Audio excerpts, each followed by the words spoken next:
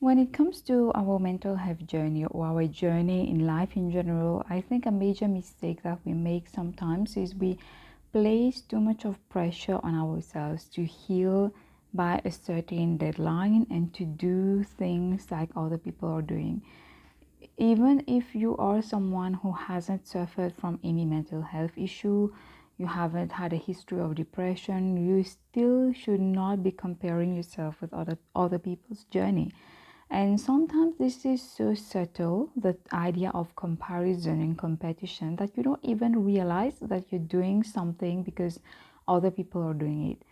I like to use this example very often because it's very relevant and pertinent to me. And that is the example of being single or not being married by a certain age.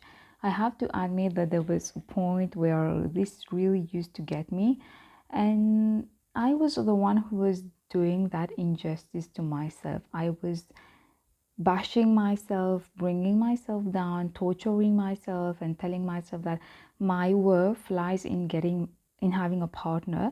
Therefore, if I haven't managed to do that by a certain time, it means that I'm not beautiful enough, I'm not lovable enough, I'm not good enough, and I can't enjoy life, which of course was totally wrong.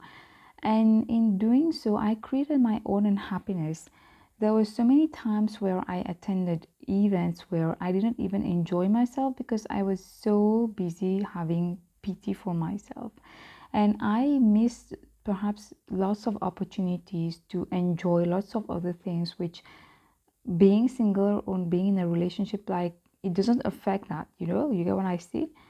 You can always be happy on your own, and in fact, I would argue that you should be happy on your own. Real happiness doesn't mean from external things.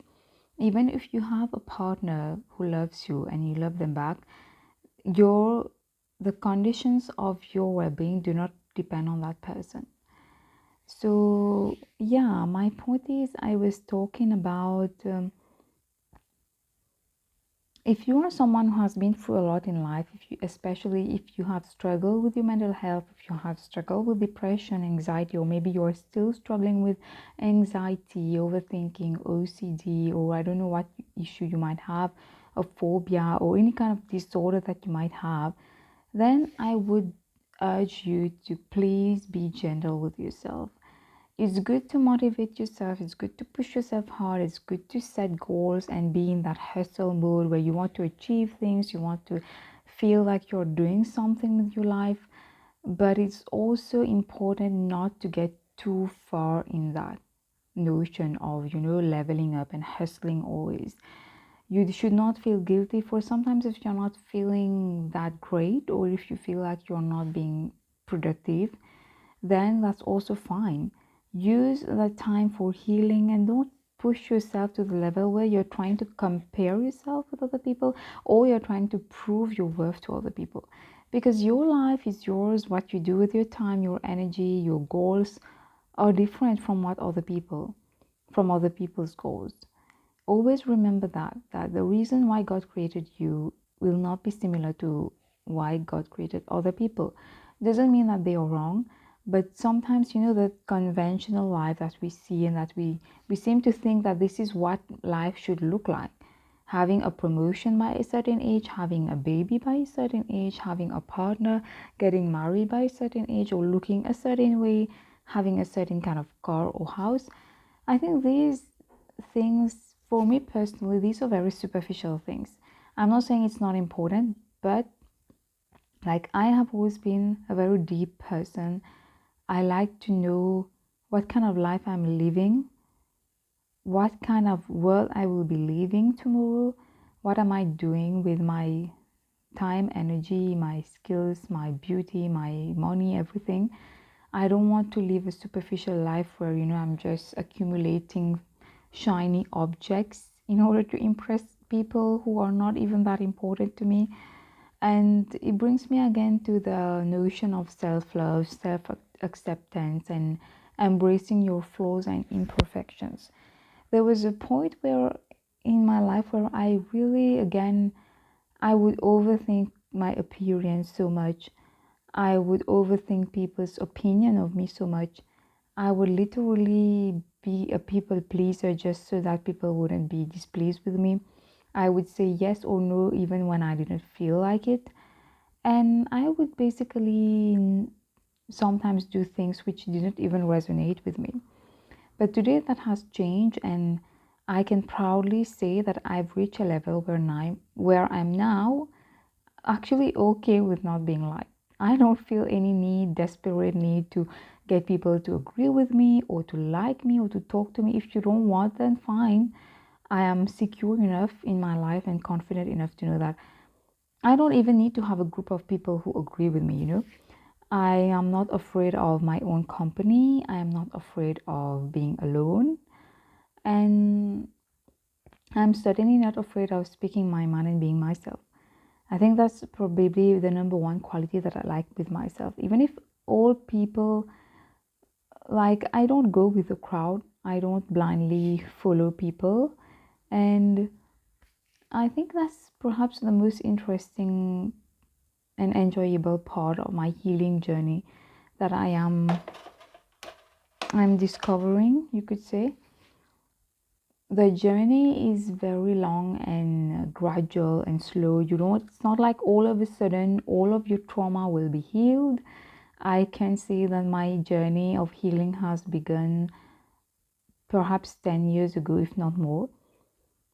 I first, there have been many ups and downs, and when I was a teenager, I can see that there is a massive difference in who I am when I was a teenager and now. So, really, the journey is very, very exciting, very challenging. You always have something to learn about yourself. I admit, I admit that when you are feeling low, it's very hard to motivate yourself. It's very hard to feel good about yourself. It's very hard to have any kind of incentive or inspiration to want to do things. I don't like to use the word bipolar here because if you qualify yourself as being bipolar, then I think many people in the world are bipolar. For me personally, I am aware of the fact that I do experience different kinds of moods and different kinds of energy levels and at different times. And my inspiration level, my focus level, my determination level is not always the same. There are things which energize me, there are things that don't.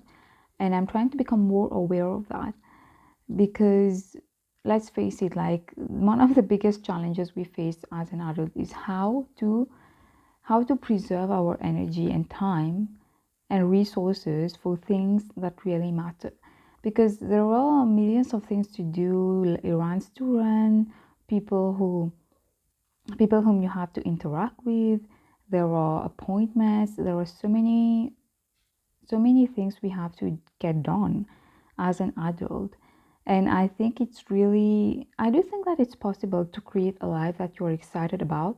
I do think it's possible to wake up feeling energized and enthusiastic and to really achieve all the things or most of the things which you've noted down for yourself. And speaking of that, when it comes to goals, priorities, and planning, it is true that many times we tend to procrastinate on the thing that matters the most. There are things which we find difficult or challenging and we postpone them. And the more we postpone them, the more it becomes difficult to do. In my own case, like I always say, for me, something as banal as checking social media and replying to messages is something that I procrastinate on. I don't know why, but it gives me anxiety just to be all these notifications. I find it too overwhelming and I avoid it. If I could live in a world where I don't have to use it at all, social media, like I would totally be okay with that. And also, yeah, many times I feel like I mean, this is another topic in itself, how to focus, how to stick to your goals, how to be consistent, especially again, as I'm speaking, as I begin talking. If you are someone who you have been through a lot, most likely you doubt your own ability. Maybe you have inherited some negative messages about yourself that are not necessarily true, but now you're working on healing and unlearning, but it's going to take some time. And you have to be very gentle with yourself, but at the same time, you have to give yourself a bit of a push, because if you keep saying that I'm not ready, I'm not good enough, I can't do that, it's not perfect enough, and today is not the right time, I will begin when I feel totally good in my skin, then most likely you will spend your whole life with those excuses.